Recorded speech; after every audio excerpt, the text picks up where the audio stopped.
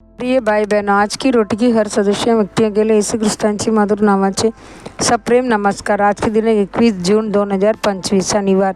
मी अत्यंत होईन, मी परमेश्वरात अत्यंत होईन, मन माझ्या देवात आनंदित होईल। येसाया 61 अध्याय 10 वचन। आनंदाचे दोन प्रकार असतात, जगातील आनंद आणि आत्मिक आनंद। तुम्हाला केवळ पृथ्वीवरच नव्हे तर स्वर्गातही आनंद अनुभवण्यासाठी बोलावले गेले आहे। प्रभू इच्छितो की तुमच्या घरी आणि त्यांच्या मंडळीमध्ये आनंद नांदतो।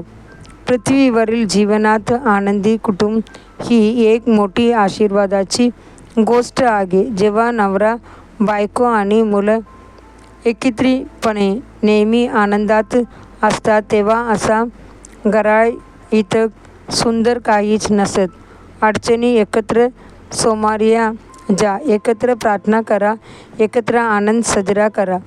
दुर्दैवाने काही नवरे यांचे बायकोला आणि मुलांना घरी ठेवून बाहेर जाऊन मित्रांसोबत मौज मजा करतात, हॉटेलमध्ये जेवतात आणि स्वतःपुरताच वेळ घालवतात। अशा घरामध्ये शांतता नांदणी याची शक्यता कमीच असते। पापमुळे क्षणिक जगताचे सुखाचा पाठलाग करण्याऐवजी जर तुम्ही प्रभू देणारा आत्मिक आनंद अनुभवायला सुरुवात केली तर तो आनंद शाश्वत आणि आनंद असेल। या जगातील सुखाची शेवट दुःखात होतो, परंतु प्रभूचे आनंद तुमची सामर्थ्य आहे। नेहेमिया 8 अध्याय 10 वचन। येशूने स्वतः हे दैवी आनंदाचे वचन दिले, ही गोष्टी मी तुम्हाला सांगितल्या म्हणजे माझा आनंद तुमच्यामध्ये राहील आणि तुमची आनंद पूर्ण होईल। योहान 15 अध्याय 11 वचन।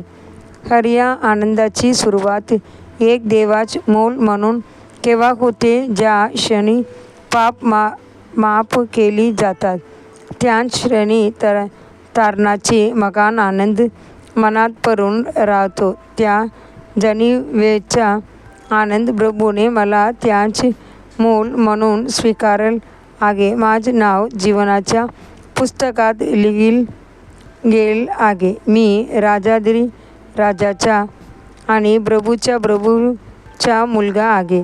वचन सांगत मी परमेश्वरात आनंदित होईन, माझे मन माझ्या देवात आनंदित होईल, कारण त्याने मला तारणाच्या वस्त्राने परिधान केले आहे, त्याने मला धार्मिकतेच्या जगियाने झाकले आहे। येसाया 61 अध्याय 10 वचन। हा केवळ आनंद नाही तर ओझडून वागणारे आनंद आहे। येशूची आई मरियम देखील हा आनंदात सहभागी झाली होती आणि म्हणाली, माझ्या देवामध्ये, माझ्या तारणकर्त्यामध्ये माझ्या आत्म्याने आनंद मानला आहे। लूक 1 अध्याय 44 वचन।